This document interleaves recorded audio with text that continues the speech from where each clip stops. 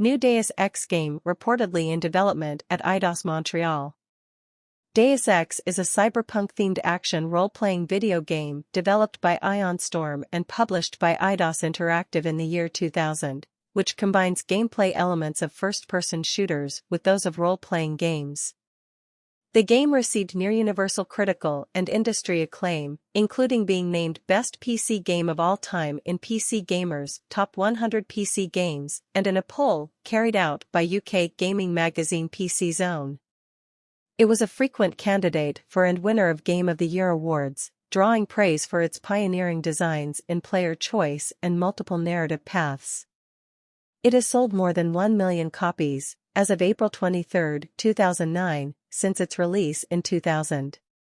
The Deus Ex franchise has been on ice for a while now, but that Embracer Group has acquired a large chunk of Square Enix's Western development arm. Looks like a comeback is on the cards. According to a report by Bloomberg's Jason Schreier, very early development on a new Deus Ex game is currently underway. Schreier's tweet suggests that the full-fledged development has not yet kicked off as Eidos Montreal is currently juggling several different projects. Among them is a new IP as well as a co-development project with Xbox, with one of them supposedly being Fable.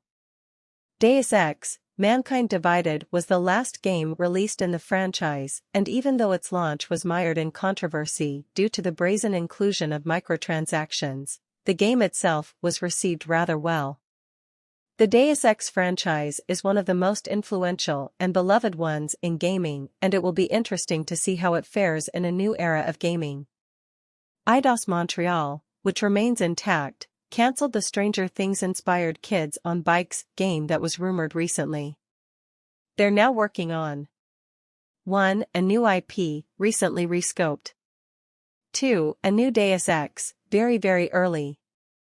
3. CODEV partnerships with Xbox including Fable. Eidos Montreal has been fairly successful in recent years with quality titles under its belt such as Shadow of the Tomb Raider and Marvel's Guardians of the Galaxy. While reports came out that suggested it wasn't happy with the earnings of Marvel's Guardians of the Galaxy, the game came out with widespread critical acclaim, with many suggesting it was a credible underdog for 2021's Game of the Year. Eidos Montreal has managed to reinvent itself a number of times, shifting from full-blooded RPGs to linear action-adventure titles. Deus Ex is, however, a complex challenge as the games are known to be fairly uncompromising in their difficult learning curve due to the game's insistence on providing the maximum amount of player agency. However, given the fans' disappointment at the lack of RPG-ness in games like Cyberpunk 2077, which sported a similar aesthetic, Deus Ex could very well pick up the mantle. The cyberpunk genre has made one heck of a comeback, which only goes to show how ahead of the curve games like the original Deus Ex and its sequels were. Given the richness of Deus Ex's world and the opportunity to tell more interesting stories from within it, it is no surprise that both Eidos and Embracer would like to keep the IP alive.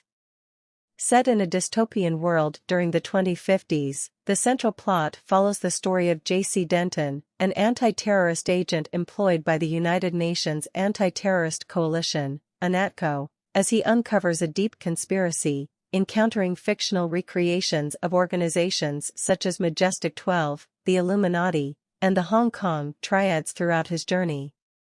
First published for personal computers running Windows, Deus Ex was later ported to Macintosh systems, as well the PlayStation 2 game console, the latter under the title Deus Ex: The Conspiracy. Loki Games worked on a Linux version of the game, but the company went out of business before releasing it.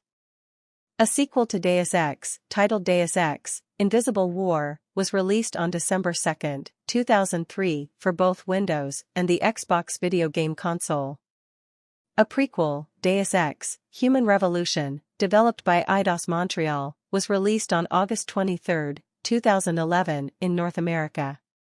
5 years later, Deus Ex: Mankind Divided, the fourth major series installment and direct sequel to Deus Ex: Human Revolution, was released on August 23, 2016. Set in March 2052, Deus Ex depicts a cyberpunk-themed dystopian world. A lethal pandemic, known as the Grey Death, has ravaged the world's population, especially within the United States, and has no cure. Ambrosia, a synthetic vaccine manufactured by the company VersaLife, nullifies the effects of the virus but is in critically short supply. Because of its scarcity, ambrosia is seemingly only available to government officials and a select group of industry leaders. Distribution of ambrosia is controlled by the United Nations Anti-Terrorist Coalition, UNATCO, a paramilitary branch of the United Nations that was created to combat international terrorism.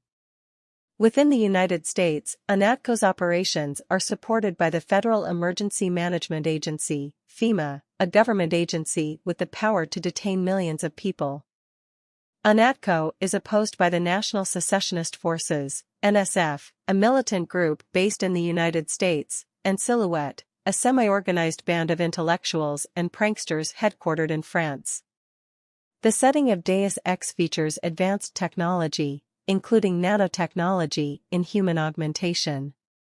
As the most advanced form of augmentation, nanoaugmentation uses nanites to give people abilities such as night vision, health regeneration, and resistance to toxins and physical trauma. By 2052, UNATCO has deployed its first nano-augmented field agent, Paul Denton, and is in the process of deploying another, Paul's brother JC Denton. Gameplay. Deus Ex is both a first-person shooter and a role-playing game. The role-playing parts extend not just to the character's skill customization, but also to the flow of the story. As JC Denton, the choices you make in dialogues, but more importantly in how you play the game, can alter events in the story. While the main path of the game is set in stone, there is a lot of room within that path for deviation in playing styles. Most game environments accommodate both stealthy and assault-oriented playstyles. For example, a building that needs to be infiltrated might be guarded by robots. You might sneak past the robots, lockpick the door, and go in undetected. You could hack a nearby security console and set the turrets to shoot at the robots. You could blow the robots up with rockets or grenades. Or, you could snoop around and find a completely different means of gaining entry. The player has the freedom of acting lethally or non-lethally. Most non-critical characters in the game can be killed. In some situations, killing an NPC may lead to unique dialogue or make the game more difficult.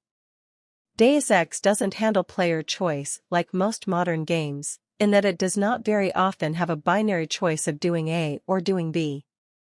There are choices to make that you may not even know existed because the game doesn't explicitly point them out. Because of this, Deus Ex is immensely replayable and rewards experimentation.